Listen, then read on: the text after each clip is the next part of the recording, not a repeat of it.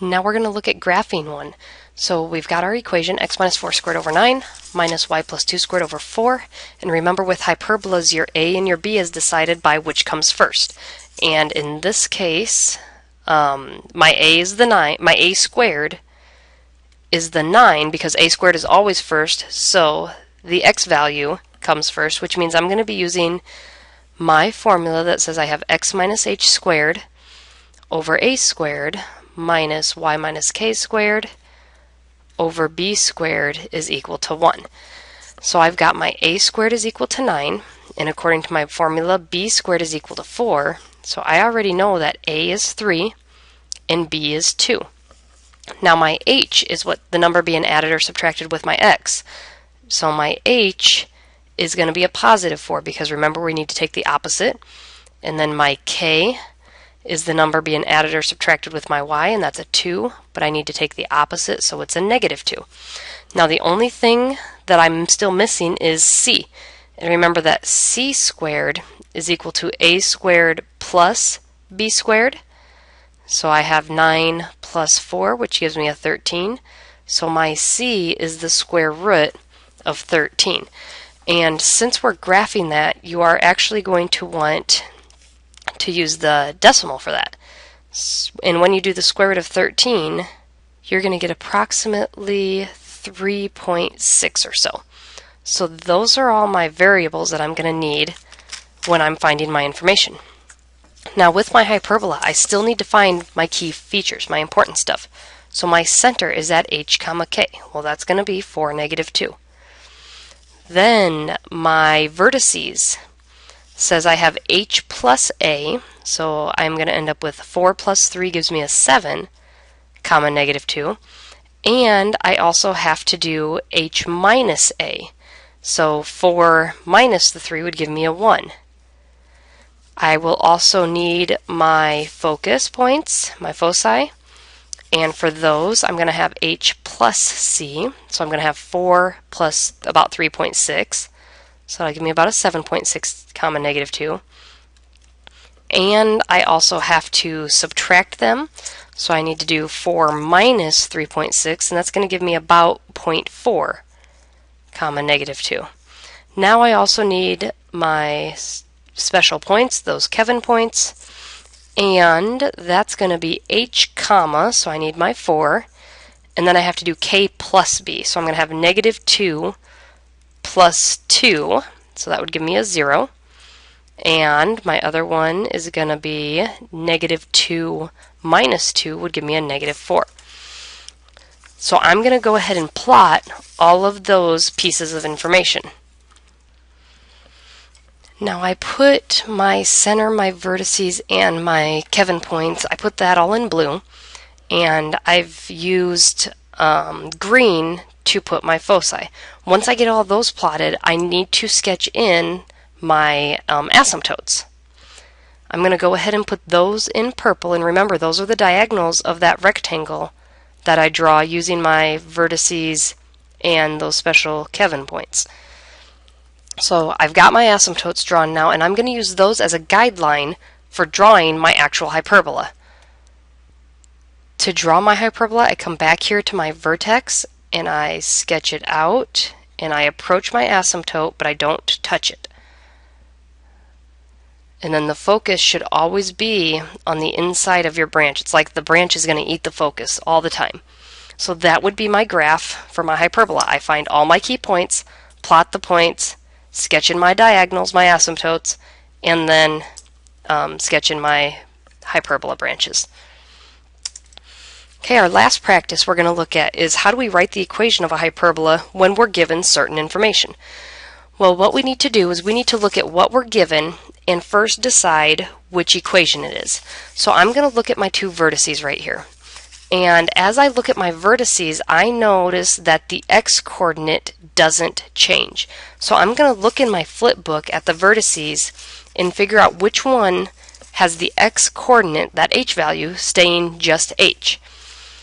And as I flip through those, I notice that it must be the y minus k squared over a squared minus x minus h squared over b squared is equal to 1, because in that particular setup, my vertices are at the points h, comma, k plus a and h, comma, k minus a. Then I'm going to double check that to see if that matches my focus. So for this same formulas, my focus says it's going to be at h, comma, k plus c and h, comma, k minus c. And notice again that my h's remained constant throughout this whole thing, so I'm pretty sure I'm on the right formula. Now I need to go through and I need to find out my h and k and then my a, b, and c again. Well, I can tell right away that h is equal to -6 because each of these times h lined up with that -6. So that piece is already taken care of. Now I've got to tackle this k plus a. Well, I know that k plus a has got to be equal to 5. And as I look around at the other things I know, I don't know for sure the value of k right now. I don't know the value of a right now, so I have a problem here. I have one equation and two variables. So I'm going to jump to the next one. Maybe it'll tell me more. So from my next vertex, I know that k minus a is equal to 12 because these two line up together. And again, I run into that same problem. I've got two variables but only one equation. What you need to notice is these two different equations use the exact same variables, so I'm going to bring them together in a system. Because in order to solve something with two variables, I have to have two equations. So k plus a is equal to 5 and k minus a is equal to 12. That now gives me a system. I've already got my coefficients of my a to be the same number and opposite signs, so I can go ahead and just add them. So k plus k would give me 2k. A minus a would give me 0 a's. And then 5 plus 12 would give me a 17. Divide both sides by 2, and I end up getting k is equal to 17 over 2. Or we're probably going to want the decimal for this one, excuse me, which would give us about 8.5. So I now know my k value is 8.5. That's going to help me out to find my a value because I can take this 8.5 and substitute it back in here. And that's going to help me find my a. So I know that 8.5 plus a has got to be equal to 5. That's just a simple algebra. I subtract 8.5 from both sides. And when I do that, I get negative 3.5. So I end up getting a to be equal to negative 3.5. Okay, so that takes care of pretty much using both of my vertices up. Now I need to go over here and look at my focus and see what those values tell me. I'm going to start with this one right here. I know that k plus c has got to be equal to 3. Well, we found k in our last problem as 8.5, so I can plug that in, and I know that 8.5 plus c has to be equal to 3. And again, I'm left with just an algebra problem, so I subtract 8.5 from both sides, and I end up getting c is equal to negative 5.5.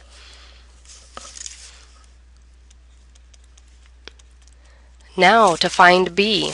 I don't have b anywhere up here in any of my equations with regards to my vertices and my focus, so this is when you have to use that formula that c squared is equal to a squared plus b squared.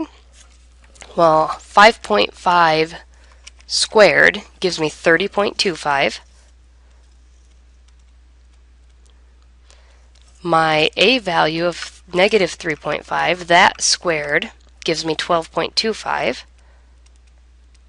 And then my b squared, I don't know.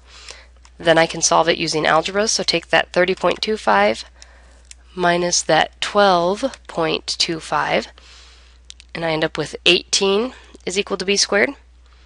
Square root both sides, and I end up with b is the square root of 18, or we could write that as 3 square roots of 2, Or if we need the decimal approximation of that, it's about 4.2.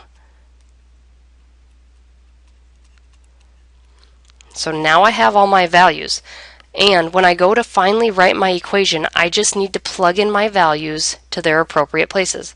So I'm going to have y minus, my k is 8.5, but remember I need the opposite, so I need it to be minus 8.5, over a squared. Well, that 3.5 squared gives me 12.25. And then I have to minus an x. My h is negative 6, but I need the opposite, so it needs to be a plus 6. And my b squared gives me an 18, and that's going to be equal to 1. So that would be my final equation for this hyperbola.